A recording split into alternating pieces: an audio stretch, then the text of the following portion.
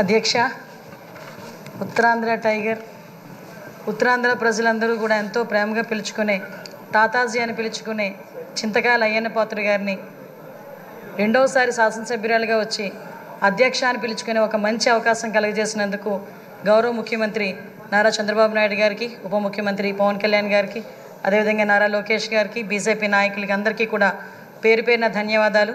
అదేవిధంగా ఈ శాసనసభలోకి నన్ను గౌరవంగా పంపించిన నా పాయకరావుపేట నియోజకవర్గ ప్రజలందరికీ కూడా ధన్యవాదాలు, నమస్కారాలు తెలియజేసుకుంటున్నా. 7 సార్లు ఎమ్మెల్యే, 5 సార్లు మంత్రి, 1 సారి ఎంపీ, ఇన్నిసార్లు రాజకీయ జీవితం గడిపినా కూడా ఎక్కడా కూడా భూతద్దం పెట్టి ఎతికినా కూడా ఒక మచ్చ కూడా కనిపించక, కేసు పెట్టాలని ప్రయత్నం చేసినా కూడా ఏమీ కనబడక, నిర్భయ యాక్టులు పెట్టుకునే స్థాయికి దిగజారిన ఆ గవర్నమెంట్లో కూడా ఎదురుడి నిలబడిన ధీరుడు మా అయ్యన్న పాత్రుడు గారు, మా తాతాజీ గారు. అటువంటి వ్యక్తిని ఈరోజు స్పీకర్ స్థానంలో కూర్చొని ఈరోజు ఎంతోమంది ఎమ్మెల్యేలకి మార్గదర్శకంగా కూర్చోబెట్టినందుకు నిజంగా అందరికీ కూడా, ఇక్కడ ఉన్న వాళ్ళందరికీ కూడా పేరు పేరున నేను ధన్యవాదాలు, నమస్కారాలు తెలియజేసుకోవాలి. ఎందుకంటే అయ్యన్న పాత్రుడు గారు నా పక్క నియోజకవర్గం. ఎప్పుడూ కూడా గురువు గారిగా నేను రాజకీయాల్లోకి వచ్చినప్పుడు కొత్తగా ఉన్నప్పటికీ కూడా ప్రతి ఒక్క విషయంలోని కూడా మమ్మల్ని గైడ్ చేసి ఈరోజు ఈ పొజిషన్కి తీసుకురాగలిగారంటే ఆ రోజు అయ్యన్న పాత్రుడు గారు ఇచ్చిన స్ఫూర్తి. అయ్యన్న పాత్రుడు గారు 2004లో నేను నర్సీపట్నంలో ఒక టీచర్గా నేను ఉండేదాన్ని. ఎందుకంటే ఈ ఒక్క ముక్క చెప్పాలి, ఎందుకంటే ఈ ఎన్డీఏ గవర్నమెంట్ కానీ తెలుగుదేశం పార్టీ గవర్నమెంట్ కానీ ఒక సామాన్యులను తీసుకొచ్చి శాసనసభలో కూర్చోబెట్టి శాసనాలు తీర్చిదిద్దే విషయంలో ముందు కూర్చోబెడుతున్నారన్న విషయాన్ని తెలియజెప్పడానికి ఒక విషయం చెప్పాలి. 2004లో నేను టీచర్గా నర్సీపట్నంలో పనిచేస్తున్నా. ఆ టైంలో గౌరవ స్పీకర్ గారు అక్కడ ఎమ్మెల్యే. ఆ రోజు నేను వెళ్ళి మీకు బొకే కూడా ఇచ్చున్నా, మీ జన్మదినానికి వచ్చి మేము శుభాకాంక్షలు తెలియజెప్పడానికి యాజ్ ఎ టీచర్గా. మళ్ళీ ఈరోజు ఇక్కడ కూర్చొని ఒక శాసనసభలో ఒక మంత్రిగా, ఒక స్పీకర్గా మీకు ధన్యవాదాలు తెలియజేసుకునే ఒక మంచి అవకాశం ఇచ్చినందుకు తెలుగుదేశం పార్టీ అధినేతగా చంద్రబాబు నాయుడు గారికి అందరి తరపున నేను ధన్యవాదాలు, నమస్కారాలు తెలియజేసుకోవాలి. ముఖ్యంగా మీరు చాలామంది ఇప్పుడు చెప్పారు, 40 సంవత్సరాల సుదీర్ఘ రాజకీయ చరిత్ర, ఎక్కడా కూడా మచ్చలేదు, ఎన్నో పోర్ట్ఫోలియోలు చేశారు, ఎంపీగా చేశారు. అతి ముఖ్యంగా ఒక సామాన్యుడికి అతి దగ్గరగా ఉండి కార్యకర్తకి భరోసాగా నిలబడి అయ్యన్న పాత్రుడు అంటే ఒక బ్రాండ్గా నిల్చున్న వ్యక్తి మీరు. ఇవన్నీ జరగడమే కాకుండా మొన్న 2019 అంటే ఇంతవరకు మనం ఎంతవరకు పనిచేసామనేది ఒక ఎత్తు అయితే 2019 నుంచి 2024 వరకు ఉన్న పీరియడ్ని మనం ఒక బ్లాక్ పీరియడ్ కింద తీసుకోవాలి రాజకీయ చరిత్రలోనే. ఎందుకనంటే ఒక శాసనసభ నడిపించడం చేత కాదు, ఒక అడ్మినిస్ట్రేషన్ చేయడం చేత కాక ఒక నియంత పరిపాలనలో ఆంధ్రప్రదేశ్ రాష్ట్రం అట్టడుగుపోయిందన్న సంగతి మనందరికీ తెలుసు. చాలా సందర్భాల్లో తమరితో కూర్చునేటప్పుడు కూడా నేను ఇన్ని సంవత్సరాలు రాజకీయంలో ఉన్నాను కానీ ఇలాంటి ముఖ్యమంత్రిని చూడలేదు అని ఒక్కొక్క సందర్భంలో మీరు మీ భాషలో చెప్పిన సందర్భాన్ని కూడా ఇక్కడ గుర్తు చేసుకోవాలి. ఎందుకనంటే ఇన్ని సందర్భాలు ఒక ఎత్తు అయితే ఈ 5 సంవత్సరాలు మీరు ఎదుర్కొన్న సమస్యలు, నేను ఈ ఒక్క విషయంలోని కూడా మీ కుటుంబ సభ్యుల్ని కూడా నేను అప్రిషియేట్ చేయాలి సార్. ఎందుకంటే 40 సంవత్సరాల రాజకీయ చరిత్రలో మీరు ఎక్కడా కూడా ఒక మచ్చ లేకుండా మీ రాజకీయ ప్రస్థానం మీరు వెళ్తున్నారంటే అక్కడ మీ సతీమణిగా ఉన్న పద్మావతమ్మ కానీ, మీ కుమారులుగా ఉన్న విజయ్ రాజేష్ గారు కూడా, మా కుటుంబ సభ్యులందరూ కూడా మీకు సపోర్టివ్గా నిలబడ్డాం. లాస్ట్ 5 ఇయర్స్లో మనం చూసుకుంటే విజయ్, రాజేష్, అమ్మ ఈ ముగ్గురు కూడా ఎంతో బాధపడ్డారు. రాజకీయంలో ఉన్నందుకు మనం బాధపడడం, మనం ఆ ప్రాబ్లం ఫేస్ చేయడం అనేది ఒక ఎత్తు అయితే ఎక్కడా కూడా తొనకకుండా వెనకకుండా మీకు సపోర్ట్ చేయటం. ఆఖరికి ఎంత దారుణం అంటే మనవరాల్ని కూడా ఇంట్రాగేట్ చేశారు పోలీసులు వచ్చి. చిన్న పిల్ల 3 సంవత్సరాల పిల్లని కూడా ఇంట్రాగేట్ చేసి ఆ అమ్మాయిని కూడా భయకంపితులను చేశారు. అటువంటి సిచ్యువేషన్లో కూడా ఎక్కడ కూడా కదలలేదు.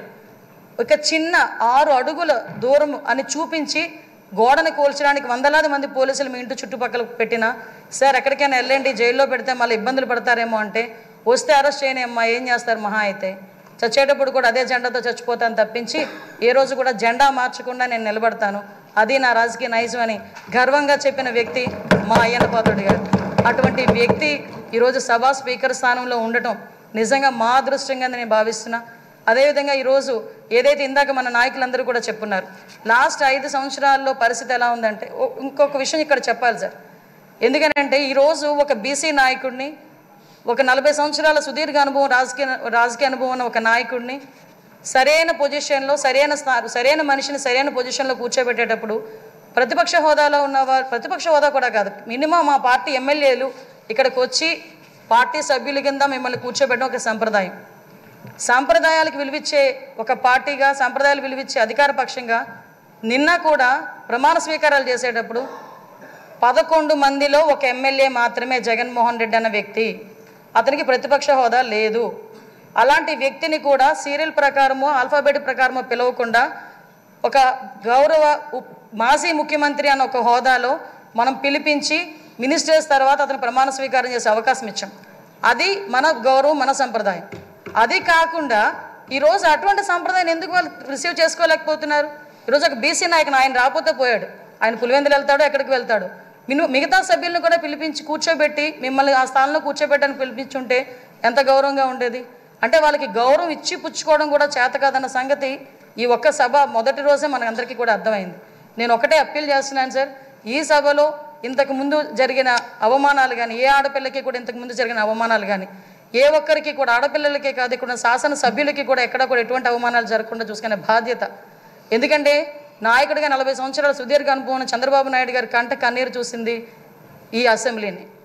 అటువంటి ఈ అసెంబ్లీలో ఆ రోజు కౌరవ సభగా ఉన్న అసెంబ్లీలోకి మళ్ళా గౌరవ సభగా వస్తానని చెప్పి ప్రమాణం చేసి ఇంతమంది సభ్యుల్లో గౌరవంగా మమ్మల్ని కూడా తీసుకొచ్చినందుకు ప్రత్యేకంగా ఆంధ్రప్రదేశ్ రాష్ట్ర ప్రజలందరికీ కూడా ధన్యవాదాలు తెలియజేసుకోవాలి.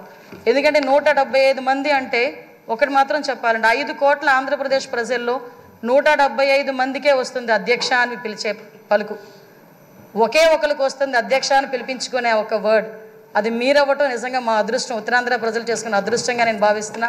అటువంటి ఉత్తరాంధ్ర నుంచి వచ్చిన మీరు ఈరోజు ఇందాక పెద్దలు గౌరవనీయులందరూ చెప్పినట్టుగా ఉత్తరాంధ్ర ప్రజలకే కాదు ఆంధ్రప్రదేశ్ రాష్ట్ర ప్రజలకి, అదేవిధంగా భారతదేశంలోని స్పీకర్లందరికీ కూడా ఆదర్శప్రాయంగా ఉంటారని నేను మనస్ఫూర్తిగా నమ్ముతున్నా.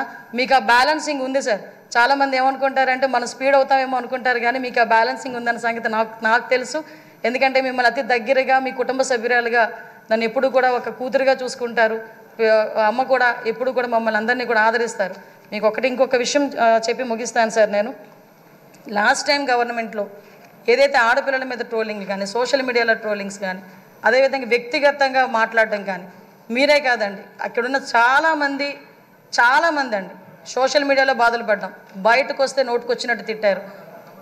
మీతో పాటు మాకు కూడా 23 కేసులు ఇంచుమించుగా కేసులు పరంపర నడుస్తుంది. మీరు నేను కలిపి ఉన్న కేసులు చాలా ఉన్నాయి, ఇంచుమించు 4-5 కేసులు ఉన్నాయి. ఇవన్నీ మళ్ళీ పునరావృతం కాకుండా రాబోయే తరాల వారికి ఒక శాసనసభ అంటే ఇలా ఉండాలి. లాస్ట్ 5 ఇయర్స్ చాలామంది నాతో చెప్పారు, మేము పిల్లలతో కూర్చొని శాసనసభ చూడలేకపోతున్నాం. ఇంతకుముందు స్కూల్ పిల్లల్ని తీసుకొచ్చి గ్యాలరీలో కూర్చోబెట్టి శాసనసభ అంటే ఇలా జరుగుతుందని చూపించేవారు. అటువంటి సంప్రదాయం పోయి ఈరోజు టీవీలు ఆఫ్ చేశారు లాస్ట్ 5 ఇయర్స్ కూడా. అలా కాకుండా అందరూ కూడా శాసనసభను వీక్షించి జరిగే చట్టాలని కూడా వాళ్ళందరూ కూడా పాలు పంచుకునే అవకాశం కూడా మనందరం కూడా కలిగజేయాలని, దానికే మీరు సూటబుల్ వ్యక్తిగా మేము అనుకుంటూ మీకు మరొకసారి ఉత్తరాంధ్ర తరపున, పాయకరావుపేట నియోజకవర్గం తరపున ధన్యవాదాలు, అభినందనలు తెలియజేసుకుంటున్నాను సార్. Thank you.